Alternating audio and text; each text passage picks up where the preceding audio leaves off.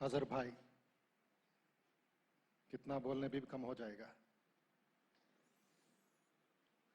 Since 4 years, feeding poor and homeless people at Dabirpura railway station and also near Gandhi Hospital, all by himself.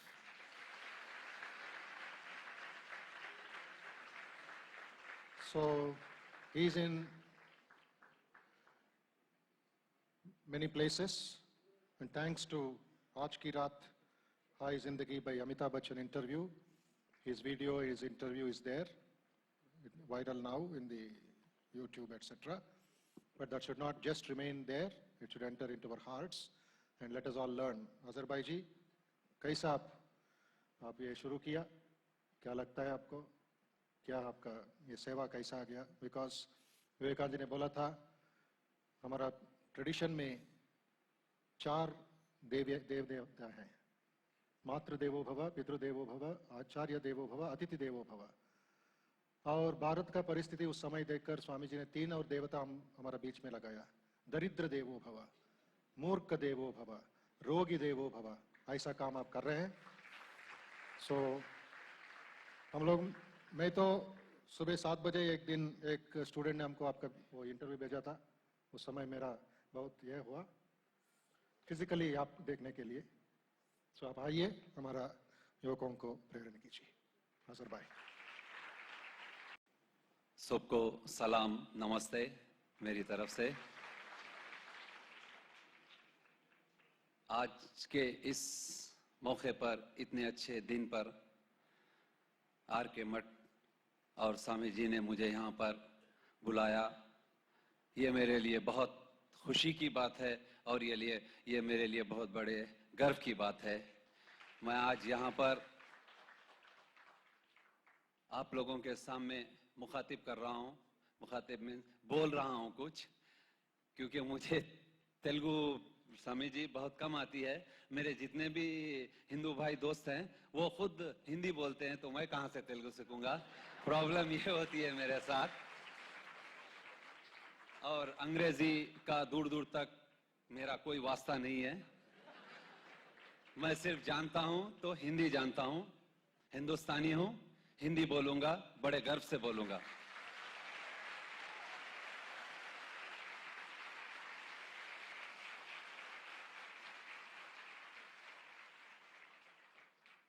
Swami ji, मेरा जो सफर था, मैं बिल्कुल बहुत गरीब घर से ताल्लुक रखता हूं। मैं आज मेरी कुछ स्टोरी आपको सुना रहा हूं। मेरा जो बचपन था वो इसलिए सुना रहा हूं, यहाँ पर पूरा यूथ है और हमारे यूथ में जो है सो बहुत मैं कई बार ये देखा हूं, अगर कोई मुकाम हासिल नहीं कर सकते या लाइफ में कुछ चेंज नहीं आता तो वो नर्वस हो जाते हैं। अरे यार, आज ये नहीं हुआ, कैसे करेंगे, होगा कि नहीं होगा कि। तो मेरी स्टोरी मैं आपको, मेरे यूथ को बोल रहा हूं, हिम्मत कभी नहीं हारनी चाहिए।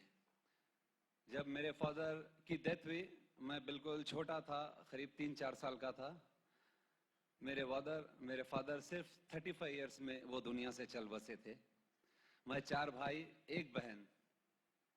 मेरी मदर हम भाइयों को बहुत तकलीफों से पाला है। माँ का होना बहुत जरूरी है लाइफ में। माँ बहुत जरूरी है, क्योंकि माँ के कदमों के नीचे जन्नत है और माँ को बहुत बड़ा मुकाम दिया गया है।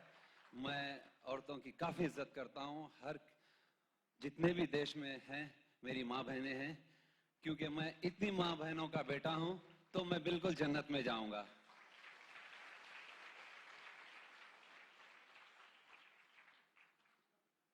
मैंने बचपन में भूख क्या होती है इतना करीब से देखा हूं। 2-2 दिन तक मैं खाने के लिए बाज वक्त बेचैन रहता था, खाने को नहीं मिलता था। माँ हमेशा बोलती थी, बेटा कुछ आ रहा है, सौदा आएगा, बना लेंगे, कुछ भी खा लेंगे, अभी तुम पढ़ो, कुछ बना तो मैं उठा के खिलाऊंगी। रात में नींद नहीं आती थी तो माँ ऐसे सुलाती थी, अब सो जाओ आप, कल सुबह जो अब शाम में खाना आएगा, मैं तुम्हें खिलाऊंगी। कोई नहीं था। खानदान में बहुत लोग होते हैं, हर किसी के फैमिली में बहुत बड़ा कुटुंब होता है, मगर हर किसी को जो है सो अपने अपने जिंदगी में मसरूफ होते हैं, अपनी अपनी जिम्मेदारियां होती हैं। हम किसी को ब्लेम नहीं कर सकते, किसी को नहीं बोल सकते कि हमारे लिए कुछ नहीं किए हैं। हमारे किस्मत में जितना होता है हमें उतना मिल के रहता है। उसको दुनिया की कोई ताकत रोक नहीं सकती। हमारे भाग्य में जो लिखा है वो 100% होगा, उसको दुनिया की कोई ताकत नहीं रोक सकती। अगर कुछ चेंज हो सकता है, ऊपर वाले का लिखा जो है अगर वो चेंज हो सकता है, तो सिर्फ और सिर्फ दुआओं से चेंज हो सकता है। सिर्फ दुआ से ऊपर वाला अपना फैसला भी चेंज कर सकता है, क्योंकि दुआओं में काफी ताकत होती है। बचपन गुजरा, मैं जब 12 साल का हुआ तो मैं टेलर की दुकान पे काम करने लगा। एक टेलर की दुकान पे मैं काम पे जाता था, वहां पे मुझे 1 रुपया डेली का मिलता था। वो 1 रुपए में मैं 4 आने के ग्रेप्स ले लेता था और वो खाते आता था घर को, और माँ को मेरे 75 पैसा हाथ में देता था। तो ऐसे ही चलता रहा। उसके बाद मैं थोड़ा आगे बढ़ा, उम्र 15 साल का हुआ, तो जो टेलर की दुकान में मैं काम करता था, मैंने कोशिश करके वही टेलर की दुकान खरीद ली, क्योंकि वो ओनर बेचने वाला था। तो मैंने 6,000 रुपए में वो दुकान मैंने खरीद ली। तब मुझे सीना भी नहीं आता था, मैंने दुकान खरीदी और सीना सीखा, कटिंग सीखा। मैंने 5 साल तक वो काम किया। जब रेडीमेड गारमेंट लॉन्च हुआ तो टेलरों की वैल्यू खत्म होती चली गई, क्योंकि 200-250 रुपए में जबरदस्त पैंट शर्ट मिल जा रहा था। जब फंटोश का टाइम था, फंटोश और कुमार वो लोग आकर टेलर का पेट बंद कर दिए। तो मैं बोला अब कब कैसे जिंदगी गुजारेंगे, आगे कैसे बढ़ेंगे। उसके बाद मैं ग्लास फिटिंग का काम किया, जो ग्लास होता है विंडो ग्लास, वो काम किया। एक बार मैं शीट उठा रहा था, वो ग्लास की बड़ा शीट होता है 6x4 का, तो वो शीट टूट गया। एकदम टूटते ही मेरे हाथ को यहाँ पर कट गया नफ्स पे, जहाँ पर 36 टाके लगे। एक नई लाइफ मिली। माँ ने कहा नहीं, अब तुम खून मत बहाओ, पहले ही बड़े मुश्किलों से पाली हूं तुम लोग को, मैं कोई रिस्क नहीं लेना चाहती। मैंने कहा अब क्या करेंगे, अब 2 भी काम नहीं हुए। फिर मैं लास्ट 1999 में मैंने प्लास्टर ऑफ पेरिस का काम स्टार्ट किया, जो फॉल सीलिंग होता है। वो काम मैं सिर्फ 6 मंथ में वो काम मैं सीखा, सिर्फ ओनली 6 मंथ। और 3 स्टार ताज मंजू थिएटर के सामने एक होटल है 3 स्टार ताज, मैं वहां पर काम करा एक कॉन्ट्रैक्टर के अंडर में। 6 मंथ के बाद मैंने अपना खुद का शॉप ओल्ड सिटी में डाल लिया, डबिलपुरा स्टेशन के पास। मेहनत करने की शुरू से आदत है, और मेहनत करने के बाद आप बराबर कामयाब होगे। आपको नाकामी कभी नहीं मिलेगी, मेहनत करने से ही कामयाबी होती है। अल्फाजों से कामयाबी नहीं होती। अच्छी बातें तो दीवार पे भी लिखा होता है, हम पढ़ लेते हैं, हाँ है चलो खत्म। मगर प्रैक्टिकल में आप जब करोगे तभी आपको कामयाबी मिलेगी, सोचने से भी कामयाबी नहीं मिलेगी। उसकी मिसाल आज ये हीरोज हैं, ये हैं, ये आपके सामने हैं। टेलर का मैं पीओपी का काम करता रहा। आज अल्लाह के करम से, ऊपर वाले की दुआ से और आप सब की दुआ से, मेरे इंडियंस की दुआ से आज मैं खुश हूं। 2 वक्त खा लेता हूं रोटी आराम से, और रात में जब सोता हूं तो सवेरे ही आंख खुलती है, बीच में नींद नहीं हुशार होती। क्योंकि आप जब मेहनत करके आराम से सोते हो तो आपको पूरी नींद आएगी। जितना आपके पास पैसा आएगा आपकी नींद चली जाएगी, आपको दवाखानों में एंट्री लेता रहना पड़ेगा। तो आप जो भी है इंसानियत के लिए काम कीजिए, आप बचते रहेंगे, हमेशा सेफ रहेंगे, हर प्रॉब्लम से आप सेफ रहेंगे।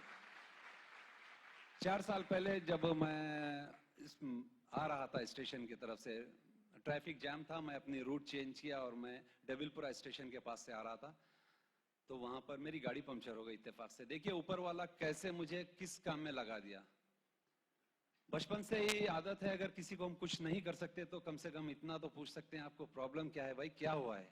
किसी को तकलीफ में देखते हैं तो यही पूछता हूं मैं, क्या हुआ है। वो करना नहीं करना बात की बात है, बट आप उससे जब पूछोगे क्या हुआ है तो उसकी जो तकलीफ है वो कम होगी।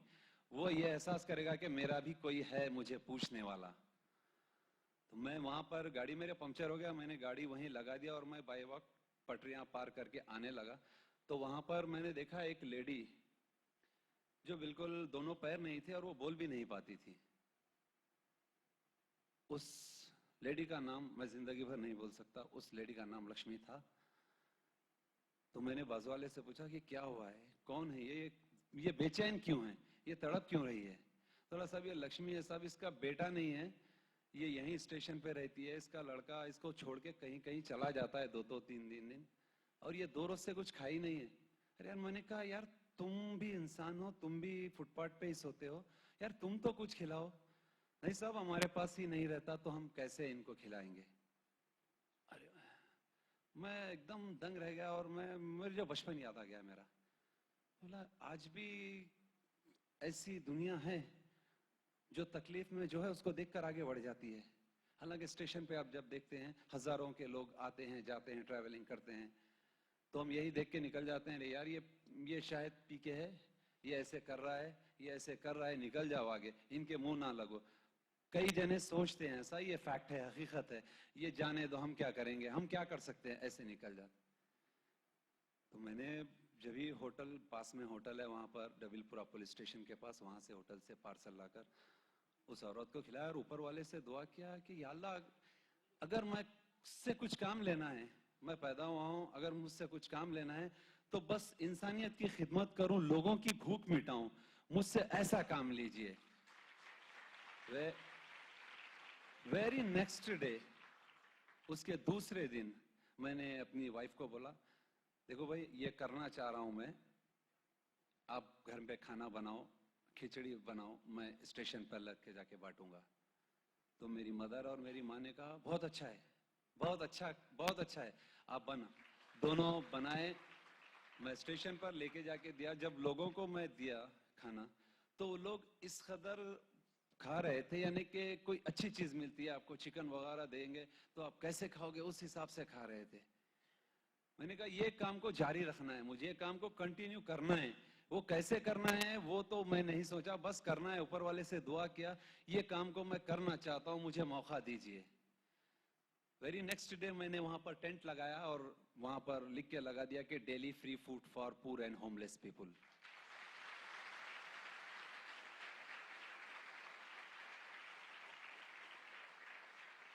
लोग आते आए, भूखे लोग कई आए, 35-40 लोग आए, खाना खाए।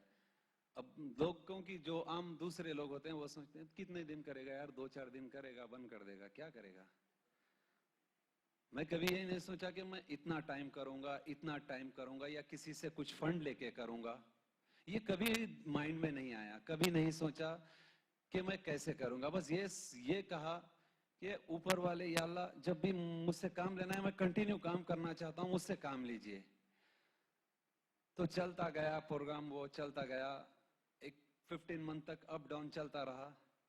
एक टाइम का वाकया मैंने अपने अमिताभ जी के सामने भी शेयर किया था। एक 77 डेज, इसमें काफी लोग हैं जो वो इंटरव्यू को नहीं सुने होंगे। जब 77 डेज था मेरे प्रोग्राम का, तब मेरे जेब में 1 रुपया नहीं था। मेरी बारिश के टाइम पे मैं जो काम करता हूँ वो काम ठंडा होता है, नहीं होता है काम वो। 77 डेज 1 रुपया जेब में नहीं। बावर्ची आया और जो कुक है बोलने लगा कि अजहर भाई अब बनाना है, कैसे करेंगे। मैंने कहा आप जाइए, देखेंगे हम, आप जाइए, हम कोशिश करते हैं। 10-15 मिनट हो गए, 12 बजने आ गए, क्योंकि 1:30 को स्टार्ट होता है खाना वहां पर। 12 बज गए, अभी बेचैनी मेरी बढ़ रही थी, क्या करूं क्या करूं। तभी मेरे ऑफिस में न्यूज़पेपर आता है, उर्दू पढ़ता हूं मैं। वो पेपर मैंने पूरे देखे, नजर पड़ी पेपर पे, मैं बोला चलो अपना काम हो गया। वो न्यूज़पेपर और थोड़ा स्क्रैप मेरे शॉप का, मैं मेरे ऑफिस बॉय को बोला कि भाई जाओ इसको स्क्रैप में डाल के आओ। वो पूरा लेके गया, डाल के आया, और उसके आए 1300 रुपीज। और उस 1300 रुपीज से 77 डेज का प्रोग्राम हो गया। मैंने कहा चलो यार अब हो गया, कल का ऊपर वाला मालिक है, वो कुछ भी करेगा। शाम तक कोई बिजनेस था। सवेरे जब मैंने अपना शॉप खोला तो मेरे एक इंजीनियर हैं, वो आए आके बोले अजहर भाई आज बहुत लेट कर दिया आपने खोलने में, ये लीजिए 20,000 रुपीज एडवांस, और आप मेरा काम स्टार्ट कीजिए, अर्जेंट है, काम स्टार्ट कीजिए। तब मैंने ऊपर देखा और ये दुआ की कि ये जरिया है, ऊपर वाला भी चाहता है कि मैं इंसानियत की खिदमत करूं, भूखों का पेट भरूं। मैं बोला ये काम मेरा अभी तो कोई नहीं रोक सकता, ये तो काम चलना है। उस तारीख से लेके आज तक करीब 1370 डेज हो रहे हैं, कंटिन्यूअसली चल रहा है, कंटिन्यूअसली चल रहा है। इसमें मेरे फेसबुक फ्रेंड्स जो हैं स्वामी जी, मेरी ताकत है, मेरी हिम्मत है।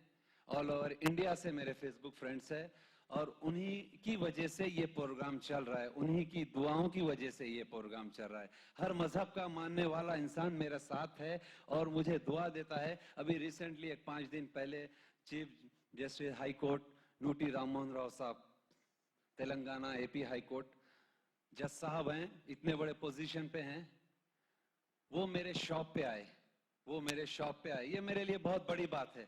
मैं एक वर्कर हूं, वो मेरे शॉप पे आए और मुझे हक किया और आंखों में उनके आंसू आ गए। बोलने लगे कि अजहर, हमारी शुभकामनाएं आपके साथ हैं, आप काम कीजिए ऐसे ही, हम आपके साथ हैं।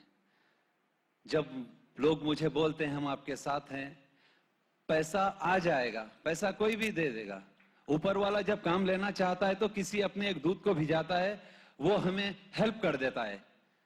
क्योंकि हम ऊपर वाले के लिए काम कर रहे हैं, हम इंसानियत के लिए काम कर रहे हैं, हम सब उसी के बंदे हैं, हम सब उसी के बंदे हैं। ये बात और है, मैं मुस्लिम हूं, कुछ कोई आप हिंदू हो, बट इंसान है, हम एक हैं। जब तक हम इंसानियत को नहीं समझेंगे,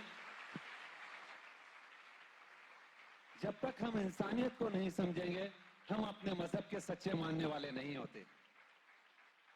क्योंकि हर मजहब इंसानियत की सीख देता है। आप अच्छे इंसान बनेंगे तो अपने अच्छे मजहब के मानने वाले बनेंगे। आप अच्छे इंसान बनेंगे तो हमारा देश जो आज है जिस हालत में, उससे कई गुना और आगे बढ़ सकता है। सिर्फ और सिर्फ आप एक बार इंसानियत का गीत गाइए, आप एक बार हेल्प करने की सोचिए लोगों की, कोई भी किसी भी तरीके से आप हेल्प कीजिए, उससे हमारे देश को फायदा होगा। कुछ जाति मफाद लोग हैं, मफाद परस्त जिसको बोलते हैं, मफाद परस्त उर्दू में बोलते हैं, सेल्फिश लोग, खुदगर्ज लोग हैं, जो आपस में हमें ठीक से रहने नहीं देते। ऐसे बातों पे आप लोग प्लीज ध्यान मत दीजिए, क्योंकि इंसानियत ही सब कुछ है, इंसानियत ही है सब कुछ। और इंसानियत को जब तक हम पकड़ के रखेंगे, हमारा देश कामयाबी की तरफ आगे बढ़ता रहेगा। किसी की हिम्मत नहीं होगी हमारे देश पे नजर उठाने की।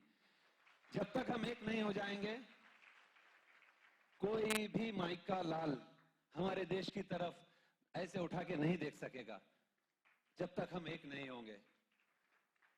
तो आज के इस मौके पर मैं स्वामी जी का बहुत बहुत शुक्रिया अदा करता हूं और आप सब लोगों का शुक्रिया अदा करता हूं। आप लोगों ने मुझे मौका दिया यहां कहने का, मैं आप लोगों का आभारी हूं। अस्सलाम वालेकुम, हिंदुस्तान जिंदाबाद।